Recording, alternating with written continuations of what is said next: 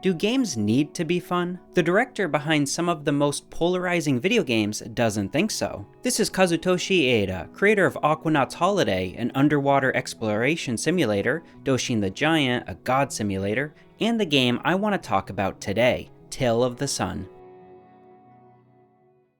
You may have noticed I didn't state the game's genre. Wikipedia calls it an action role-playing game. Okay, so it's like Grandia, Wild Arms, or maybe Mega Man Legends. Well, no. It is an action RPG, but like nothing you've seen before. Does that mean it's good or bad, great or terrible? Well, let me show you. The title screen is the first sign something's up. What music genre would you call this?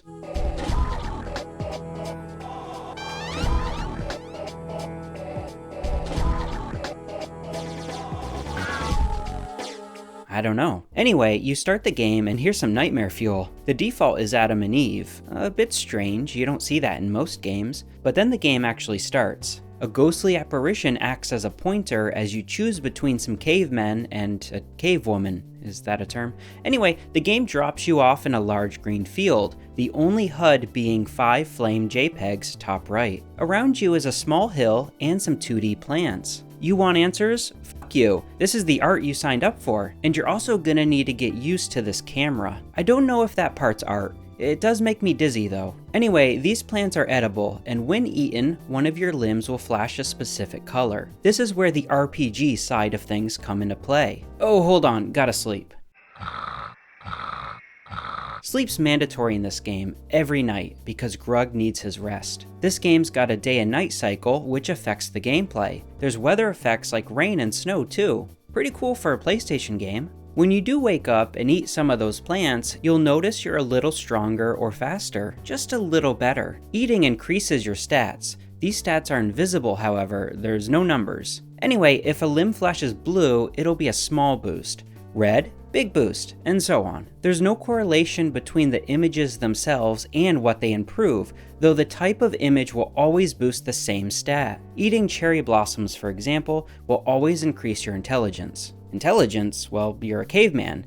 Well, this game's a bit about progress, specifically building. I would call it a caveman simulator, but it's also kinda not. Then again, that's not a genre, so maybe this was the first. But yeah, you increase your stats such as intelligence, which will quicken the rate your tribe's technology progresses. And no, this isn't Spore. You start out by smacking things with your fists, and you can go anywhere in the world as soon as you load in. It may even be one of the first open world games. Though the world itself is very small, but it's also varied with lots of interesting environments including plains, mountains, rivers, tundras, and even deserts. Around this small world are animals. Most are passive, but some will attack on sight, like these birds that give me Morrowind flashbacks. So what's the objective? What are we doing? You'll never guess, but the title is a clue, Tale of the Sun. The second clue is on the back of the game's case. Hunt, gather, and kill in a prehistoric land where man is animal and the mammoth is king. Here, you begin your quest to catch the Tale of the Sun. Catch it, what does that mean?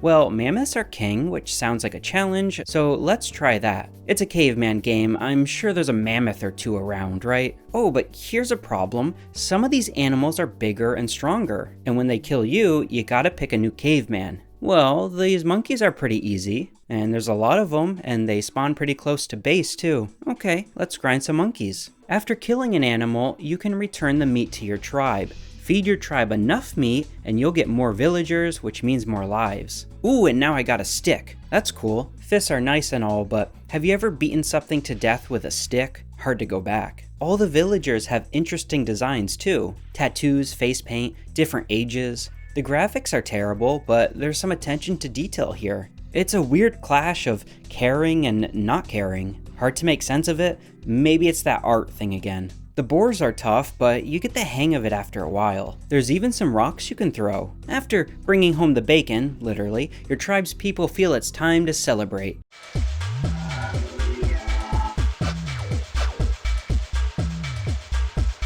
Which means some huts, a hatchet-type weapon, and more villagers. Now that we have a decent weapon and some knowledge under our belt. We don't have a belt. Let's see if we can find some mammoths. I think they're up, because up is north, right? Anyway, there's an issue that comes up, because while the world itself isn't large, it takes a while to get anywhere, and since you teleport back to camp after every hunt, you're retreading the same ground you've already covered a dozen or so times. It's really repetitive. Figuring out the mechanics and exploring was fun, but now it's becoming monotonous. That's a big word a caveman probably wouldn't understand. Get it? Because they didn't speak English. Sure, there's a few interesting things around, like a rock formation and a couple caves with nothing in them, but I'd love a fast travel system, or even just the ability to return the meat to camp without actually having to return yourself. Though, hilariously, you can yeet yourself by jumping while angled, which is by far the most fun I had. I feel like a speedrunner. As we travel north, you feast your eyes on a BBW, big, beautiful, woolly mammoth.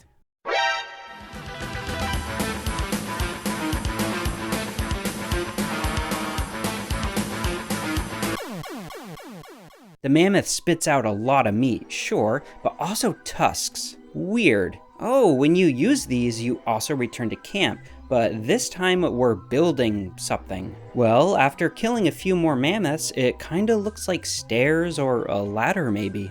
Do you remember what the back of the case said about catching the sun? I think we might be doing an Icarus. Well, I did this for 3 hours and it's excruciating. The issues with the game just feel worse and worse as you continue to play. The frame rate especially is terrible. So I took a peek at a long play video just to see what's up, and this is it. This is the game. You've seen just about everything, except the ending. I bet the ending shed some light on this weird caveman simulator. That is, what's the point? What is this game? So I reached out to the YouTube channel Video Game News and they let me use their footage. This is because I'm gonna go crazy if I need to play this game for another 2 hours. So without further ado, the ending to Tale of the Sun. Enjoy.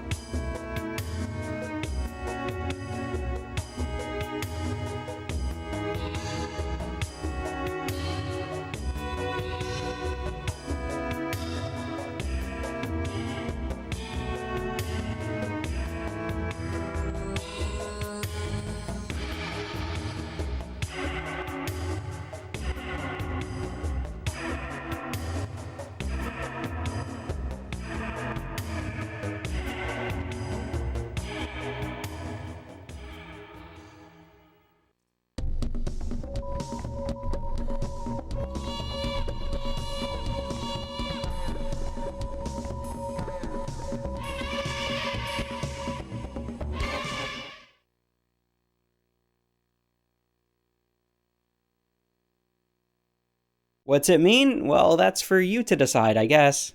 So the game itself doesn't make a whole lot of sense, but that does leave me with a final question. Why make this? At the start of the video, I asked you if a game needs to be fun. Maybe Tale of the Sun isn't intentionally fun, but maybe it's not intentionally unfun either. Kazutoshi Eida gave an interview in 2017 in which he gives his thoughts on the game. The video focuses on his feelings of art and games and what that relationship means. But while watching it, I came to learn that Tale of the Sun was born out of something more tragic. In 1995, the Great Hanshin earthquake would devastate Kobe, Japan.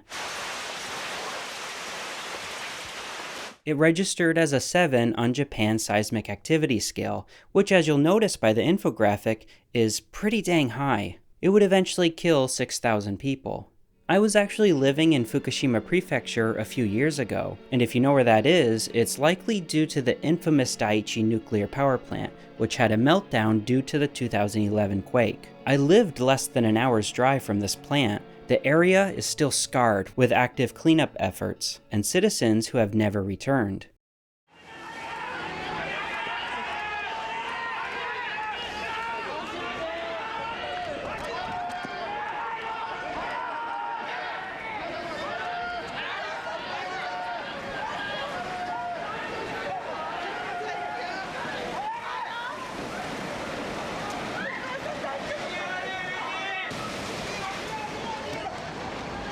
My girlfriend at the time lost her dad in the tsunami. Her story is very common for the area.